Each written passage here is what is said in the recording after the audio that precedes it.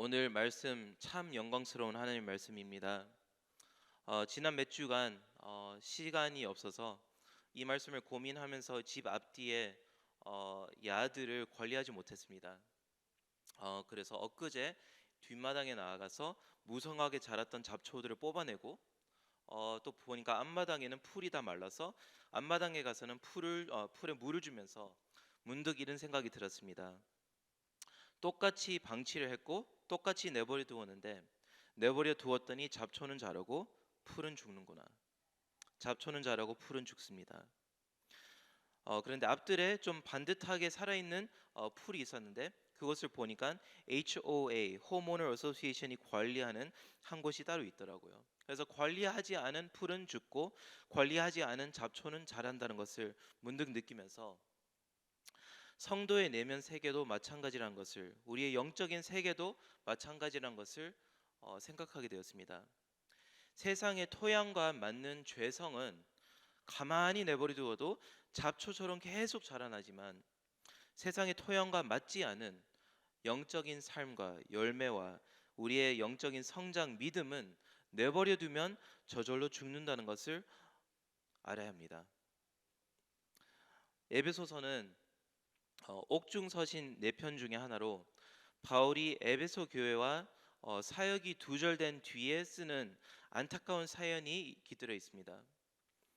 우상 숭배의 중심지인 이 에베소에서 어렵게 개척을 하고 하나님의 기적적인 역사로 사람들이 복음을 믿고 거듭나기 시작했습니다. 그리고 불과 몇 년 뒤에 감옥에 바울이 들어가서 바울은 에베소에 있는 많은 성도들이 어떻게 얼마나 걱정이 되었을까요? 그 우상 숭배 중심지에 있는 갓 새로 태어난 그 영혼들이 어떻게 자라날까 많이 걱정을 했을 것입니다. 타락한 세상의 토양에서 미신이 가득한 그 땅에서 좀처럼 자라날 수 없는 참 믿음, 풀과 같이 죽을 수밖에 없는 그 참 믿음을 어떻게 지켜나갈까요? 하지만 오늘 본문에 앞서서 사도 바울은 그리스도인을 향한 하느님의 놀라운 계획을 선포합니다. 1장과 2절에 보면 예수 그리스도 안에 있는 놀라운 비밀들을 선포하면서 복음의 위력을 깨닫습니다. 그리고 이렇게 선포를 합니다. 하느님께서 예수 안에서 모든 민족을 가족으로 만드시고 성령을 주셨고 보호해 주시는데 내가 왜 걱정을 할까? 그래서 옥중에 갇힌 사도 바울이 에베소 교인들을 위해서 유일하게 해줄 수 있는 한 가지를 합니다. 바로 그의 영적인 자녀를 위해서 무릎 꿇어 기도하는 것이었습니다. 우리 육신의 부모로서도 참 공감이 됩니다. 자녀들을 돕지 못하고 바라보아야만 하는 그 순간들이 얼마나 많은지, 어느새 나의 손을 벗어나서 그들이 자라는 것을 볼 때 참 세상의 잡초가 자라나고 죄성의 잡초가 자라나고 다음에 영적인 그 씨앗과 열매는 죽지 않을까 늘 걱정하게 됩니다. 저희들이 그 아이들을 놓고 할 수 있는 유일한 것은 하나님께 올려드리고 주님께 올려드리는 것 아닙니까? 하지만 저희들이 사도 바울처럼 복음의 능력을 기억한다면 우리의 가정도 자녀도 주님께 올려드리는 것이 최선이라는 것을, 기도해 주는 것이 최선이라는 것을 믿게 되고 확신하게 되고 그대로 살게 됩니다. 모든 선교사님들이 특히 이번 KWMC에서 선교사님들이 하나같이 간증합니다. 우리 아이들 방목하듯이 내버려 두었는데 그래서 죄성이 잡초처럼 자라고 그리고 그들의 신앙이 풀처럼 메마를 줄 알았는데 목사님, 하나님이 키우셨습니다. 하나님이 키우셨습니다. 계속 그 고백을 하십니다. 오늘 본문의 바울도 이 심정으로 선포합니다. 이러함으로 복음의 모든 비밀 때문에 이러함으로 내가 하늘과 땅에 있는 각 족속에게 이름을 주신 잡초와 같은 우리에게 이름을 하나하나 지어주신 아버지 앞에 무릎을 꿇고 비노니. 그리고 정확하게 무엇을 위해서 기도하죠? 에베소 교인들이 세 가지의 초자연적인 과정을 경험하도록 기도합니다. 요약을 하면 첫 번째로 성령의 능력으로 거듭나고 세움받고, 두 번째로 그리스도의 내주하심을 입어서, 세 번째로 하나님의 충만함을 경험하는 것. 이것이 그리스도인의 완성이라는 것입니다. 성령으로 능력을 세움받고 그리스도의 내주하심을 입어서 하느님의 모든 충만함을 체험하다가 주님께 가는 것. 이 세 부분 앞마다 헬라어로는 히나라는 분사가 있습니다. 히나라는 분사인데 무엇을 하기 위해서라는 헬라어입니다. 즉 이것을 요약하자면 히나 무엇을 얘기할 때는 왜 바울이 무릎을 꿇죠? 히나 우리가 성령의 능력으로 체험받기 위해서 강조를 하고, 그렇다면 왜 성령의 능력으로 체험을 받아야 할까요? 히나 그리스도의 내주하심을 얻기 위해서. 그렇다면 왜 그리스도의 내주하심을 입어야 할까요? 히나 하느님의 모든 충만함으로 채워지기 위해서. 이 유기적인 과정을 사도 바울이 보면서 아이가 장성한 어른에게 그 단계에 자라기까지 바라보면서 안타까워하지만 기대하는 부모의 심정처럼 이렇게 되어서 성령 충만하여서 그리스도의 내주하심을 입어서 장성한 그리스도의 분량 하나님의 충만함을 입을 수 있도록 주님 도와주시옵소서 기도를 하는 것입니다. 시작부터 끝까지 하나님이 개입을 하셔야만 성립되는 것이 우리의 성장입니다. 그 출발점부터 나의 노력이 아니라 누군가의 기도에 의해서 하나님이 강권적으로 나를 거듭나게 하셔야 시작되는 여정이 우리의 신앙이라는 것입니다. 사랑하는 여러분, 저희도 주위의 많은 영혼들을 위해서 기도를 하고 무릎을 꿇어야 되는 이유는 무엇이냐면 그대로 내버려두면 잡초가 자라고 풀처럼 죽지만 하느님께서 개입을 하시면 가능하다는 것입니다.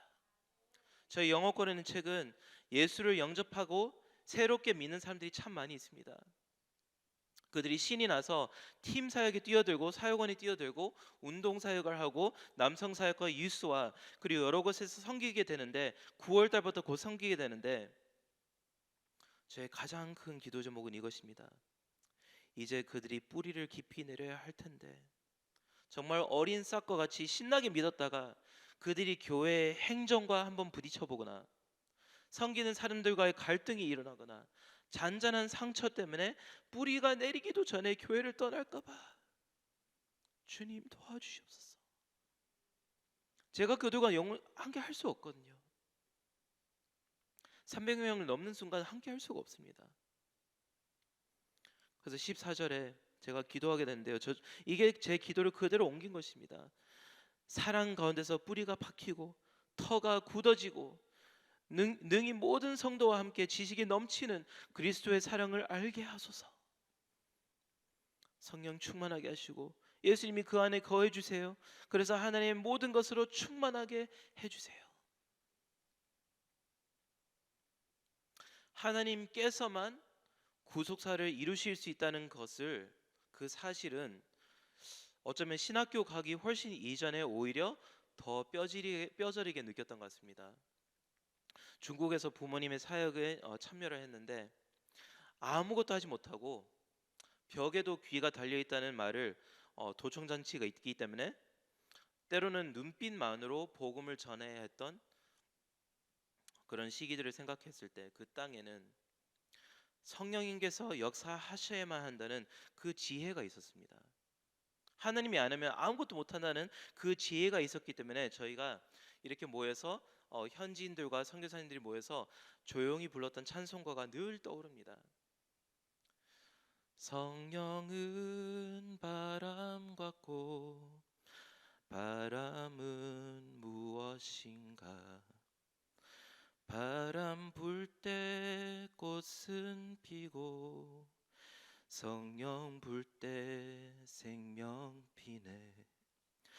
부소서 오 부소서 성령이여 오 부소서. 신기하게 미국에 들어오니까 인간적인 능력으로 사역이 가능할 것만 같은 착각이 듭니다. 막시즘과 공산주의에 쩌든 곳이 아니니까 노력하면 교회에 모이고 사람들이 말씀을 전하면 사람들이 신나하고 방방 뛰니까 하면 된다.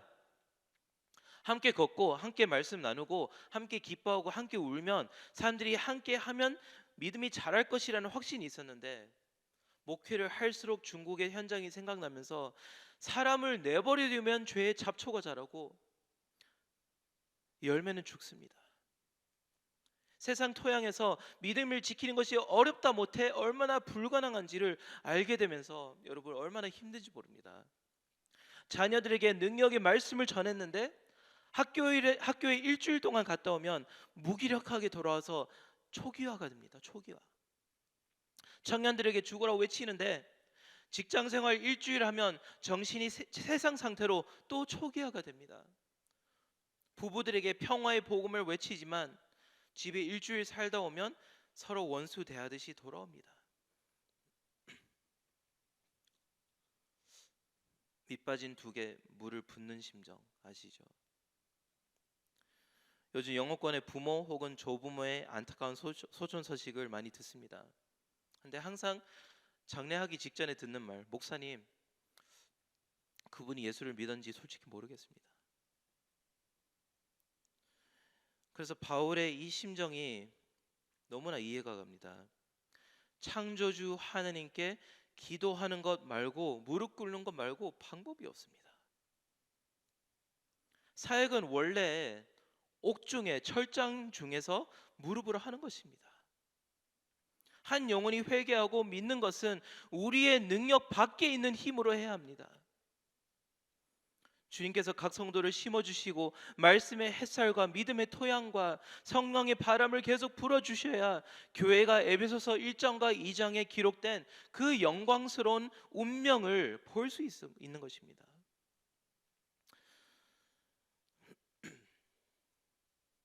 하지만 말씀 가운데 참 신기한 약속의 비유가 있습니다. 씨 뿌리는 자의 비유입니다. 예수님이 약속하시죠? 준비된 토양에 뿌리가 내리기만 하면, 뿌리기만 하면 30배, 60배, 100배의 결실이 일어난다는 약속입니다. 경작을 하거나 땅을 다시 파거나 비옥하게 더 가꾸어야 한다는 그 얘기를 전혀 하지 않고 뿌리기만 하면 그 토양이 준비가 되었기 때문에 30배, 60배, 100배의 그 결실이 맺을 수 있다는 그 얘기를 왜 하시는 것이죠? 농부는 압니다. 그리고 아무것도 모르는 저도 압니다.